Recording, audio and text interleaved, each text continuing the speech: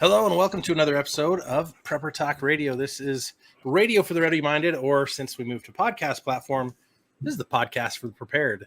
We got a fun show today. I got Shane in-house and our good friend JR Hendry, who we're going to introduce to you. But before we get into that, I want to let you know Paris is out doing some business presentations for his other company. So he is not going to have the fun that we're about to have and that you're about to have. So stick with us because it's going to be a fun show. Now, before we get into who JR Hendry is, if you know the name, you know the fame. However, before I divest into the fun topic of today, which is regenerative farming, and this is what JR does, I want to remind you guys to check out our good friends over at Survival Frog. Survivalfrog.com. They have meats canned good for 25 years. You don't have to hydrate it. You don't have to do anything special to it. It's cooked. It's amazing. We've eaten it. We like it. Check it out and use the code PrepperTalk. Save 10% at checkout, and it'll even stack on with any other offers they're doing. Without further ado, I want to introduce you guys to the world of regenerative farming. And we've been talking about farming for a while. We've been talking about homesteading. We've been talking about gardening. But this is completely different than a lot of the things we've talked about, because so many times we talk about, oh, you got to add this, you got to do that, you got to go to the store and buy this toxic chemical, you got to go to the store. Like, you've always got to find somewhere else to get everything, but this is completely different. And so let's introduce to you JR Hendry. He's a published author. He's actually going to launch a few more things here soon. We've known him for years. You may know of him from his prior days as a world-renowned music artist. Also, his fantastic time teaching us a lot of the things he's done with prepping, homesteading, raising cattle. He's been on episodes before. Many episodes. JR Hendry, welcome to the show. We're excited to have you, and you are in a beautiful place out in Texas, it looks like. Close. We're real close to Texas. We're down here in the Kiamichi Mountains of southeastern Oklahoma. Oh, there you go. Is that would that be in the Badlands? Is that what it's called? No, that's the other side. The Panhandle? Yeah, we're on the opposite side, like real close to the Arkansas and the Ouachita Kiamichi Mountains that just spill over from Arkansas into this little portion of Oklahoma. Nice. It's pretty. Well, thank you for having taking the time to be on with us tonight. This is exciting because this is a little different than what we normally talk about. And I think it's one of the first things that's actually sustainable when it comes to agriculture, what you're going to be doing with the ground. How did you stumble into this? Because I know you always have your hand in a million things. Tell me about it. Agriculture's been a passion of mine forever. And when I say forever, like literally, I come from an unbroken chain of farmers, and that's really rare in modern American society. Most people are 3 or 4 generations removed from the farm now, which is one of the problems, right? I come from a family of farmers. My parents were farmers. My grandparents were farmers, and all the way back. And so I've been in love with agriculture my whole life. I grew up on a fairly sustainable homestead. We didn't buy a whole lot of stuff. I can distinctly remember, like right before Christmas, we would go into the big city to a restaurant supply store to buy some wheat and 5-gallon buckets of peanut butter that me and my dad would late night run into each other in the pantry, after. But, we had a small homestead. That's how I grew up. And in that era, I grew up in the Ozarks. In the era, that was like the first back to the land movements, right, in the 80s there. And the Ozarks were a popular destination. So I grew up in that back to the land culture. Like, my mother taught fiber arts classes, and there was different back to the land, camps and workshops that people would go to and learn these, what's become lost skills. And so I kind of grew up just in that back to the land culture that we're now seeing a renaissance of again. And so that's a big part of it. For me personally, I really kicked in a high gear in obsessing about organic and sustainable and regenerative organic farming practices and agriculture practices when I came across a man by the name of Rudolf Steiner. Rudolf Steiner founded the biodynamic agriculture movement. A lot of people know the name because he also started the Waldorf School program. He was a student of Goethe. He was a graduate of the Goethean Mystery School, and really kind of carried the mantle on after Goethe passed. The founder of the Anthroposophical Society, which is a really big, complex word that basically means spiritual science, right?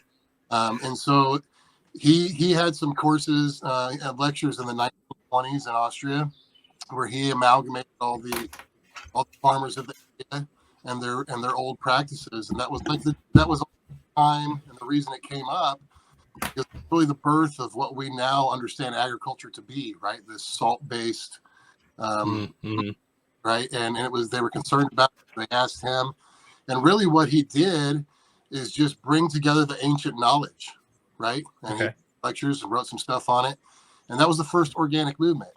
And one of the biggest principles there is seeing the farm as an organism, right? Instead of just how monoculture looks at this one piece, we're going to do this one thing for profitability, looking at the whole thing as an organism, which another way of saying that is closed loop agriculture processes, right? Where this piece feeds the next piece, it feeds the next piece until they feed each other. That is essentially what is now well known as regenerative agriculture. Yeah, I have a lot of questions for you. And my main interest in this, as you know, John, we've talked a little bit about what I'm doing, my little piece of property, and I'm getting a garden going, working on my orchard this weekend, the next couple of weekends. And the thing that has always bothered me about modern agriculture, modern farming, even every year, okay, you go down, you're going to plant some flowers, you're going to in your backyard, you're going to do a little garden, and you go buy all your seedlings from the local garden store, right? And then they die, and then you do it again next year, right? In a survival situation, I'm not going to be able to do that, right? I'm going to have what I have, and that's all I'm going to have. Right. For most people, that's what they're going to have in a survival situation. You're trying to live off the land, trying to have your homestead, and trying to be self-sufficient. Being self-sufficient does not mean I'm going to go down to the local store and grab my seedlings every single year. Well, I'm going to do that myself, right? I'm going to harvest seeds. I've got to use what I have to amend my soils, and not use, like you're saying, use you said salts, different types of chemicals. That's what they are to feed our plants. And so this is extremely interesting to me because I need to be self-contained. Like you said, the word self-contained. And I feel like if I don't figure that out now, I'm going to be handicapped later. Here's the great news, and you nailed the number one issue with this, especially from a preparedness-minded perspective, right? But I would add on to that and say, if we can't sustain life without things from the other side of the gate, we are now very fragile, right? And when we're dependent, the ultimate liberty and the ultimate prep is regenerative agriculture. And you're absolutely right. We've got to start with a simple premise. And that is, for the last 100 years, we've been lied to. Agriculture has been taken over by corporations that wanted to not only profit, but I would absolutely put out the premise that they also wanted to rob you of your liberty and make them depend on their system in order to live. That's how slaves are made. Yeah. So if you really want to be free, learn to farm. But as far as what you need to input, forget everything you learned, because the Rockefellers designed your public school system. Yep.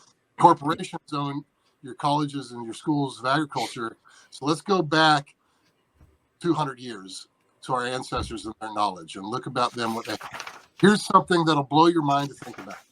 Okay. Everything that a tomato plant needs is in a tomato plant. Does that make sense? Yeah. Right. Yeah, I can put tomato plants, and I can put it through a natural biological process called fermentation, right? We know what fermentation is. Fermentation uses active biology, specifically bacteria, to chew down all of those different minerals and molecules in there and make it bioavailable. So you can literally, at the end of the year, when you pick your last of the tomatoes, you take your tomato, put it in a barrel with water, cover it, let it ferment. The next spring, you now have a fertilizer that is absolutely bioavailable and has everything in it that a tomato plant needs because it was extracted from a tomato. Wow. So yeah. I just have to take that tomato, put it in a barrel of water, Tomato and plant. leave it alone. Tomato plant, the entire plant. Oh, the whole plant. Okay. Yep. So the whole plant goes into a barrel, sits there over the winter, out of light, out of everything, like just Its enemy wherever or what? is air, right? You want to fill that bucket, you want to fill that barrel all the way to the top, put a tight lid on it, let it sit, right? Now, temperature is only going to affect how fast or how slow the active biology grows, right? If it's really cold, it's going to grow really slow. If it's really hot, it's going to grow really fast, right? And there's a thing called LABS, lactic bacillic serum. Lactobacillic. Yep. If it gets funky, you add some homemade labs. And then it, once it smells nice, you're good to go, and you dilute it down. But the point is here, and I just use the tomato as an example because everyone likes to grow tomatoes. Yeah. Nothing you need to farm is not already on your farm. Right down to what you would call a weed or a scrub brush. Yeah. There is nutrition in there. All of that plant material is made up of molecules of minerals and micro and macronutrients. All you have to do is break it down. How do you break it down? You break it down with active biology, the same active biology that you use to make sourdough bread, right? That's lactobacillus. That's amazing. You extract it, you ferment it, and now you've not only have that mineral available, but you have the bacteria that it needs for the plant to actually use it in the plant's roots rhizosphere, right? Like you can't just dump out an organic nutrient in a plant's root, eat it. It has to have the biology to do its thing, right, for the roots to be able to use it. That's what that fermentation is doing. So you're delivering a bioavailable nutrient. You're also delivering a pathogenic blocker, right? So like your pathogenic bacteria. There's this amazing thing in the world of biology called the law of competitive exclusion, right? And what the law of competitive exclusion means is if there's enough of one type of biology, it keeps another type out. It works on both ends. Right. If you've got pathogenic fungi like Fusarium wilt, for instance, if that's too heavily inoculated, it'll take over a soil because by competitive exclusion, it keeps all the good guys out. Conversely, if you have enough beneficial like lactobacillus or any strains of bacillus in there, and it's in there in enough, large enough grouping, then it keeps those pathogenic ones out, which is an amazing concept to think about because we know all of these things are made by a brilliant designer and creator. Yeah. And the rule of competitive exclusion, it's almost like the principle of the gathering of Zion, right? Like it's amazing. Yeah. Holy cow. So I take the weeds, I throw them in a bucket of water, the whole plant, let it sit all winter long. Would it be better if I had it in a greenhouse all winter long? Not necessarily. Just remember, it's just speed. And it doesn't have to sit there all, I mean, I've got a ferment going that we just made 3 weeks ago, and because of the temperature and everything, it's ready to go. I'm going to use it tomorrow. The nice thing about winter is you can use that cycle of your natural cycle of agriculture, right? Like when you're done with the tomato plants, that frost is about to come. You pull your last green tomatoes, you pickle them, you do all that stuff, you put it away. Now you take that same plant, you put it in your ferment barrel, let it sit. It's going to be ready come spring. Dump it on the spring, you wake up all the biology, boom, you're ready to go. And you want to keep that specific to each plant? Is that really the key, or it doesn't really matter? Not necessarily. I just use it as an example because it's an important way to look at it that modern agriculture has hidden from us, right? Like everything that a zucchini needs is in a zucchini plant. Everything a tomato needs is in a tomato plant. Everything, you know what I mean? Like it's basic concepts when we break it down, but we've been made to think that we have to have all this outside stuff. Yeah. In order I wanted to step back a bit because when I was looking up regenerative farming, I hold the air quotes, it seems like that term is being used a lot lately. But also when I'm seeing that term, I'm also seeing other terms that send up a bit of a kind of a red light, like the terms sequestering carbon in the soil, help fight climate change, right? So they've kind of confiscated that term and using it. I'm saying they, of course, air quotes again, right? That it has become an agenda of some sort, regenerative farming. I don't know if that's exactly what you're talking about, because obviously I understand exactly what we're talking about here. It seems like regenerative farming is maybe a larger picture. It does have somewhat of an agenda to it. Do you know kind of what I'm talking about there, JR? Absolutely. And Okay. It's something that should have, if there was a greater awareness around it, there's no telling what people would do. But you're right. It's been hijacked. The same way the 3% movement was hijacked. You know, Mm-hmm. the same way that the Tea Party was hijacked. The same way, that's their modus operandus, right? That's what they do. Yeah. And it's been hijacked in an extremely dangerous manner. Like we've been talking about how this beneficial biology, is the key to life. Yeah. One of the reasons they hijacked it is a Bill Gates project called Pivot Bio. He funded it, and then he got a huge, what is it called, FICA, the Federal Research, Shade Ball Commission. They gave an undisclosed amount of billions of dollars to him. They made a genetically modified bacteria. On its face, it's really good marketing, right? Like regenerative agriculture, using biology to sequester nitrogen from the air and reduce your amount of nitrogen. All that sounds really great, except for the fact that you just made a genetically modified bacteria. Yikes. We remember that never goes bad. That never goes wrong. It could have absolutely devastating impacts on the entire planet. I don't think you could possibly overstate the potential shenanigans that such a thing. Like the mosquitoes as well, right? Like the genetically modified mosquitoes and such. Exactly. Except for the fact, like this is the basis of life. Yeah. Right. Yeah. Like if that microbiology goes askew, everything falls apart. Like without lactobacillus and yeast, we're all dead. Mm-hmm. Makes the world go round. That's amazing. So like in my own personal research, because my goal is to move to my own little tiny farm.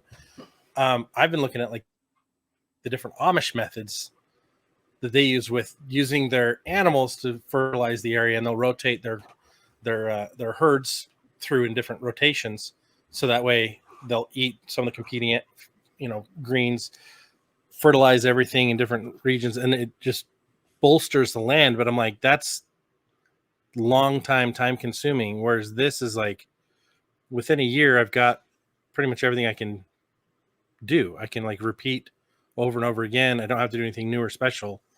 Can I just use like any plant and then ferment it and use it on different types of applications? Like, are there different applications that are better?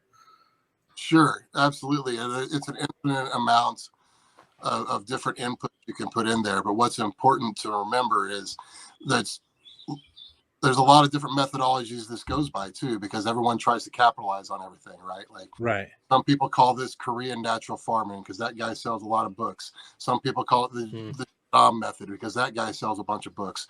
For the entire history of humans, we've been fermenting things, and that's all we're doing here. Is we have a solid state fermentation, which means it's a solid organic material, and then you have a liquid state fermentation, which means it's suspended in a liquid. But at the end of the day, you're fermenting and you're using active biology to grow the biology, right? Because you're taking a little bit of biology and expanding it, making a whole lot more, and then also using that biology to break down the minerals and the compounds within whatever material it is. Specifically, like when you talk about the rotational grazing practices and those types. The biggest benefit there is going to come down to what type of livestock, right? If all of these green folks really wanted to save the planet, then they would be promoting more cattle than they would fake meat. All of that gut bacteria in a bovine's system that has these beneficial bacteria and this microbiology that we're talking about, and it does spread it everywhere, right? So you're for instance, a bovine, a cow is going to have much more of a beneficial bacteria impact than say a sheep or a goat because they have a less complex gut biome, right? So that's really the key difference is we can't just think like modern agriculture has told us of macro and micronutrients. That's a small piece of the puzzle that on its own does nothing. The bigger piece of the puzzle is the active biology, right? And here's the beauty of it, right? Is once you have the right amount of that biology in your garden, on your farm, Remember we talked about competitive exclusion? Mm-hmm. Once it's there and it's established, it wins, and it's just going to keep replicating. So literally the concept of rebuilding a Garden of Eden is possible in your backyard in a matter of just a few years when you bring in some of these principles that, you know, permaculture talks about a little bit, right? Of like using your land for its natural tools and assets to plant the right things in the right places. And then you add the biology, and then you step back. And it's amazing what the biology can do on its own. Like, yeah, as I that acquired this farm here, the first thing I did was inoculate this big spring-fed pond, because that pond is where all of our irrigation comes from, right? A year later, there's hundreds of different native plants that we didn't plant. It was just once the biology was there, and all of a sudden it went from being kind of a barren, swampy landscape to this gorgeous botanical, you know, beautiful thing. Well, I have a simple example and a few more questions for you too, because you know part of regenerative farming, I guess, is kind of no-till. I wanted to get your take on no-till or no-dig, or I've seen you've got to aerate the soil to a certain extent. You've got to get carbon in there, right? You've got to get organic matter in the soil. You know, on my property, we put septic in, we put water in, and so there are some sections of the property that got really dug up, and there was no. Essentially, we started with a nice grassy field. It was just used for grazing, and ended up with just empty patches of dirt. So I spread grass seed out there trying to get it going quickly. But that year I spread the grass seed, the weeds took over like you would not believe. It was, I had 6 foot tall weeds. I'm still dealing with it right now, but the grass is really taking over now. And so I'm hoping, like you're saying, that competitive exclusion of the grass taking hold and keeping the weeds out after that. So that's kind of, I guess, on the same lines of what you're talking about, correct? And let's dig into that, because what you just observed and learned there has way more value than you realize right now. Give it 2 minutes, and you're going to realize that when I'm out there working the ground, I'm getting what you're saying just by me being out there on the ground and seeing what's happening. Yeah, these things that like weeds, right? Right. Or, yeah. Or weeds. Pest, right? These are indicators if we stop and realize something, because again, remember, modern agriculture has told you there's all these enemies out there, right? There's not enemies, there's just imbalances. So for instance, when your ground got disturbed and the first thing that came back up was weeds, that was the nature there. Naturally, that natural biology was telling you we don't have the life we need to support this organism. So instead of tearing them out, leave them there as an indicator. Now, you add more biology, and then the more complex organism that you want to grow grows, and you'll see that go away. And mulch it into the surface, cut it up as mulch. That's kind of what I've been doing. Sure, you can use those, use that plant material as mulch, because at the end of the day, that's carbon. We need carbon on life, right? So we want that in there. But there's never a need. There's never really a need to disturb the soil unless you're in like a really hard compact clay. Then maybe you disturb it once and then add your biology. But it's about using nature to your benefit, right? When you add the right biology in there with these inoculants we're talking about, with the lactobacillus, as soon as that goes in and starts doing its life, it calls in all its good friends, right? Just like when Scott moves to the farm he's moving to, it's going to make a bunch of his friends come there. This is a natural principle to gather. To gather is a natural principle. This is a divine design that we're working with. And so when you bring in that good biology, next thing you know, the worms come in, right? You've got worms there, and now they're moving all these things. So instead of you going out there and breaking your back, tilling the soil, which is going to disturb that network, right? Because that biological network of the mycorrhizae there in both the fungi and the bacterial life, this is a high-speed network. That's your 5G system in the soil. And it has the ability to reach way deeper than your plow ever could and bring nutrients up. But without that communication there and that active biology, what the plants want can't get communicated and can't get delivered. These things are delivery drivers. So you bring in that biology, you don't have to do a ton. Like a lot of no-till systems, lay out some cardboard, lay out some, compost, put in your biology, plant your thing, and then you go back 3 years later and you've got 3 foot of gorgeous topsoil. That's because that network naturally wants to grow. It wants to gather. That's a divine principle. Mm-hmm. Yeah, that's awesome. So interesting. Well, I was going to say, when you go back to the weeds, using the air quotes again, weeds, I was taught, obviously as a young man, we're going out in the yard, we're going to pull weeds, right? Because they don't match with the grass and the landscaping, right? And it's not what we want to have in there because, it doesn't fit in, right? And we've created these, just these lawns. And I know the grasses started back in the early 1900s, just kind of landscaping. Or actually even before that, right?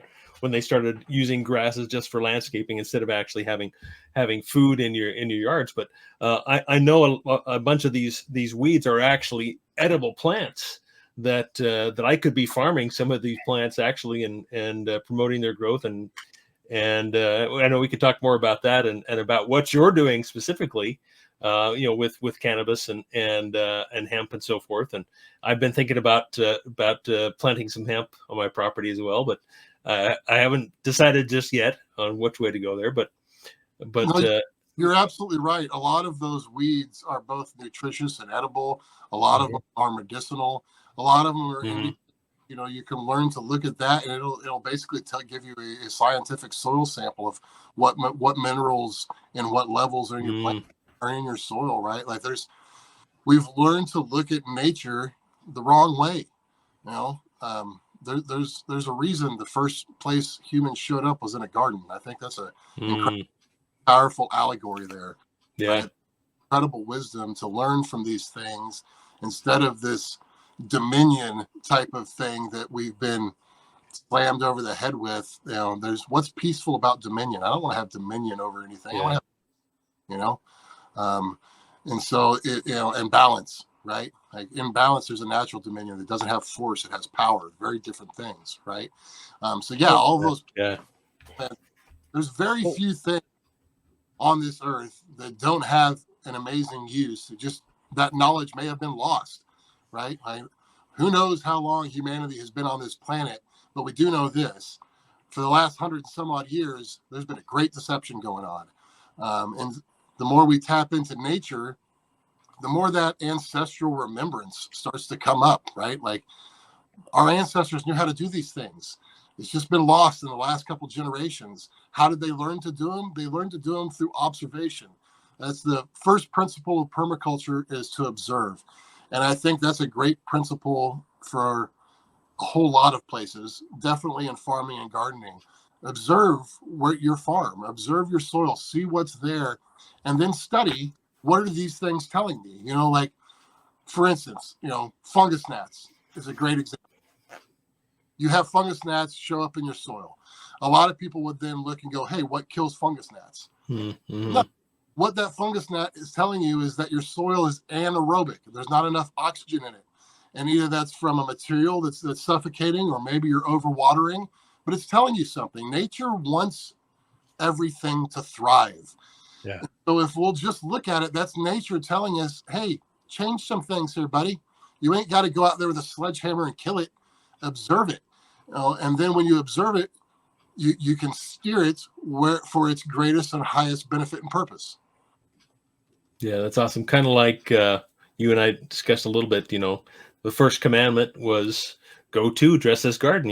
Adam was a farmer, and it was Adam and Eve's role to tend to the garden. And like you're saying, observe it and then make it better. Not that, we can improve on God's creations, right? I don't believe that we can, but we can help to provide it with some order and with some,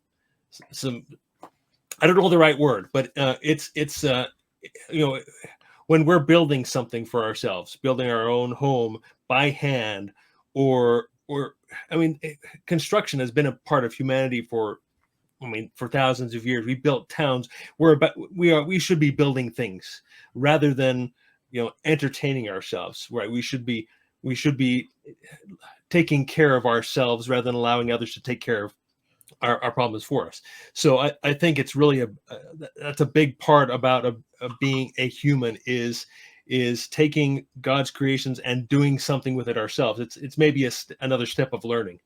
I think you hit up on a key word there, order, right? Mm-hmm. To organize the earth. Mm-hmm. Right?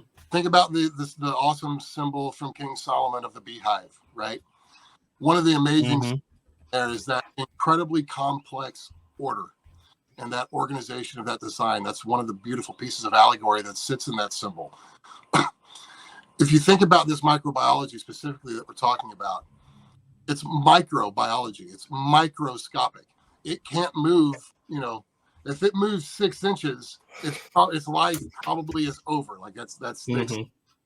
So the power and immense power you have as a human is to take this thing that would benefit this area that otherwise would take millions of years to get to, right? Mm-hmm. You are the only organism on God's creation that can move that. Nothing else is going to. What an incredibly potent thing. And you hit upon one of my absolute just favorite things to ponder and talk about there, Shane, I think that first piece there from the Genesis story is so pivotally important. If you think about things from a father's perspective, there's a lot of things we'll tell our kids to do that we may have a million reasons why we're telling them that, but we can't explain that all to them, right? It would go over their head. But if they'll just listen to that thing, there's a whole lot of safety within it. And I think that's exactly what that is of, you'll earn your raiment by the sweat of your brow, go and work the land. If we think about that on the known human history of this planet, just the known piece, if we'd have stayed agrarian, would Babylon have ever been built? Nope. Would our society look like it does now, if we'd have stayed on the farm? Like, think about what happened. Yeah. In the 1920s, 80% of Americans were farmers.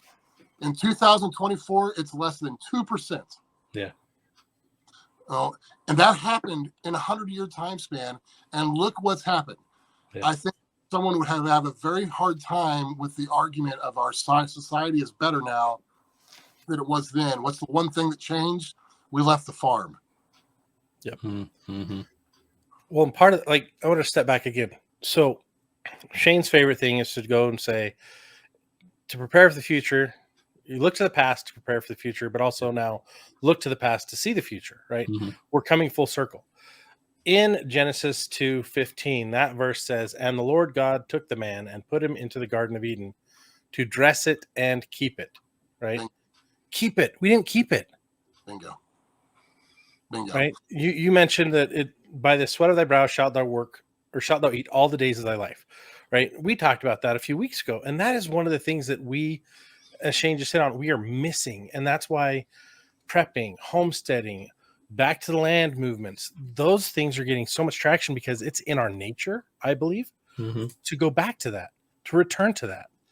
And I feel like this is one of those topics I know very little about, but it's so amazing to just listen to what you're saying and say, okay, for those of you guys who are listening, you probably, if you don't, you probably should have a book out with notes that you're writing everything down in, to go back and reference this. Like, listen to this one again and again, because there's a lot of gold here. I've got 12 different tabs I've opened up on my browser. I've got 3 different pages I've already been typing, and I'm recording this at the same time. And I'm like, ooh, I got to remember to double check that. We long to be in nature. My favorite pastime in the last few years has been walking through my garden barefoot, working on things, taking care of things. And it's been a greenhouse. We took it down this year because we're getting the house ready to sell, but I miss that. And getting back to my own property in the future, getting to where I'm taking care of the land, I'm keeping the garden, so to speak. That's what I long for. And I know, Shane, that's something you long for. That's why you're building your property out. Yeah. JR, thank you for taking the time to be on this episode to help us understand this. Like, with your journey, as you've learned all these things, like, what are some things that people can, like, where's a good starting point for them to start understanding and learning this? Obviously, reach out to you. And mean, you've got your farm, which is huge, Blue Star Farms. They can check out your website, bluestarfarms.com. You guys are the first clean green certified regenerative farm. Yes, and specifically, whatever anyone's opinion on this, our crop that feeds our tribe is cannabis.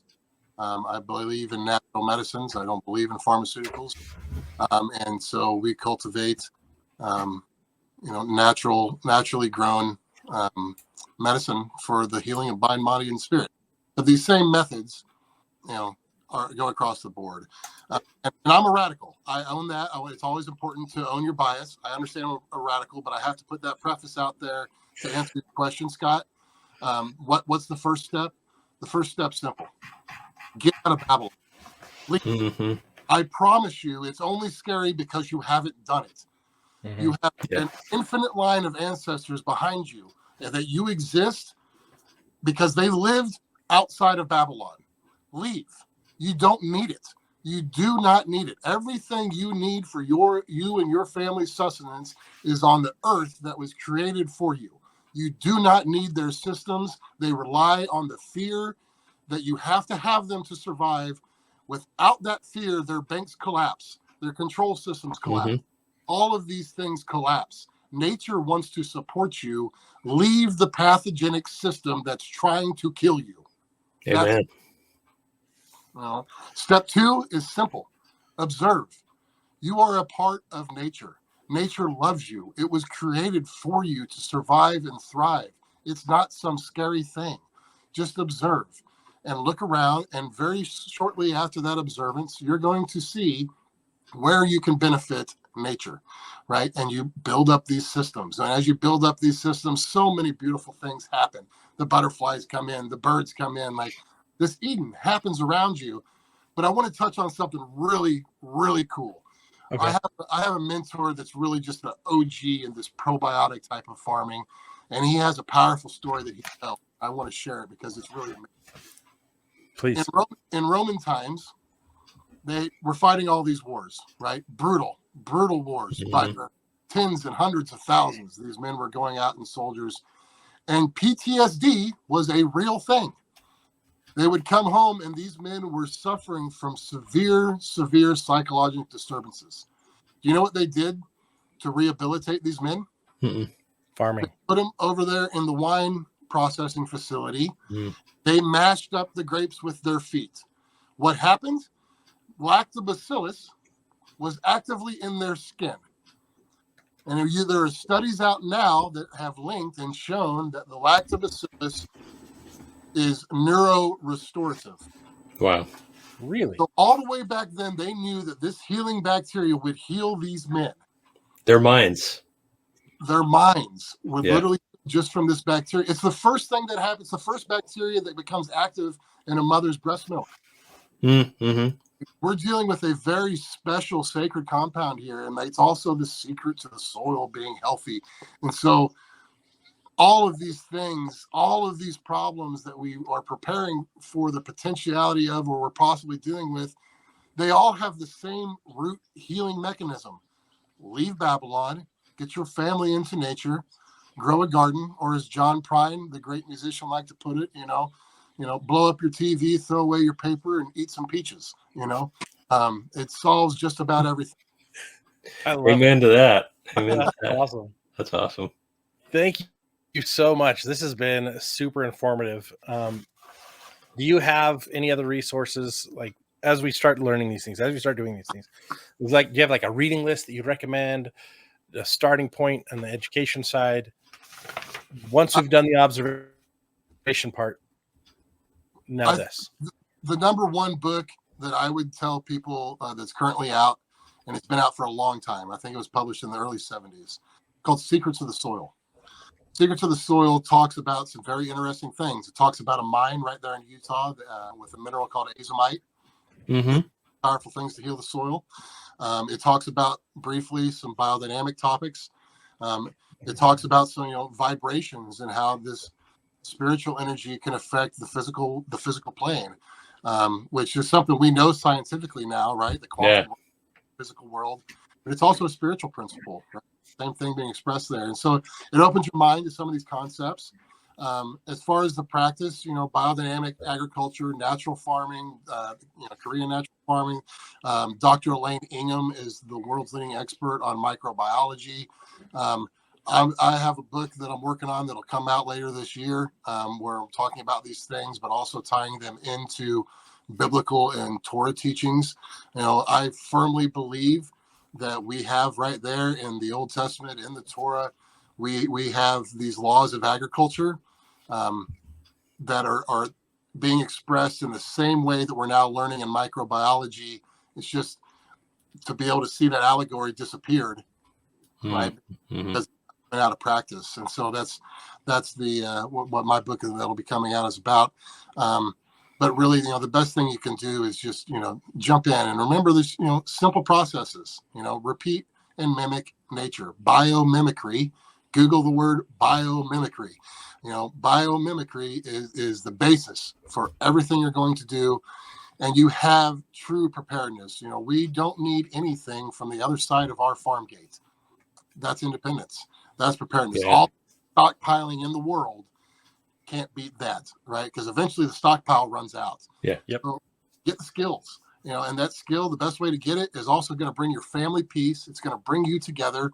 It's going to the waves that happen in those cities, are doing so much to us that you can't be aware of until you've disconnected from it enough, and then you realize by its absence the great impact it was having on you. And so it's a hard thing. That's where faith comes in, right? Like, you don't realize what it's doing to you and your family and your brain and your spirit and your connection until you leave it. And once you leave it and you have the peace of nature and the connection with nature because you're a part of it, which is what we've been told from the beginning to do, right? Then this whole other thing begins to happen in our personal lives, in our bodies, in our families.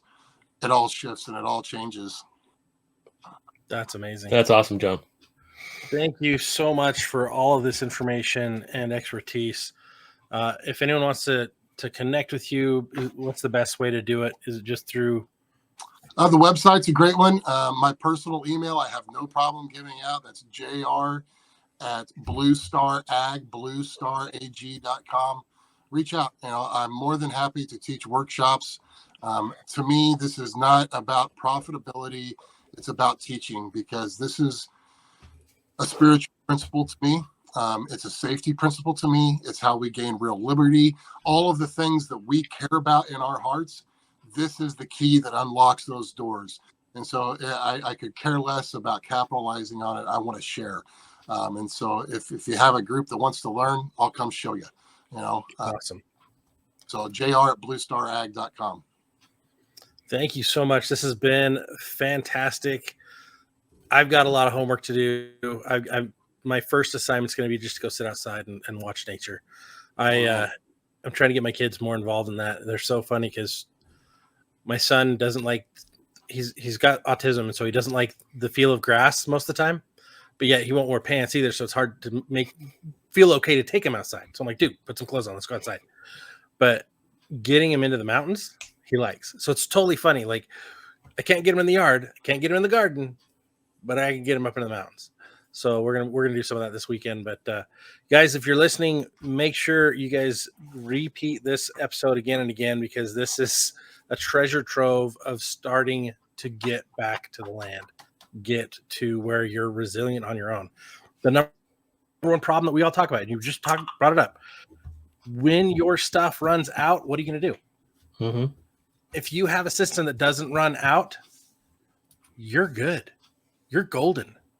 The peace, the harmony of preparedness, that's where it is. Guys, thanks for listening to Prepper Talk Radio.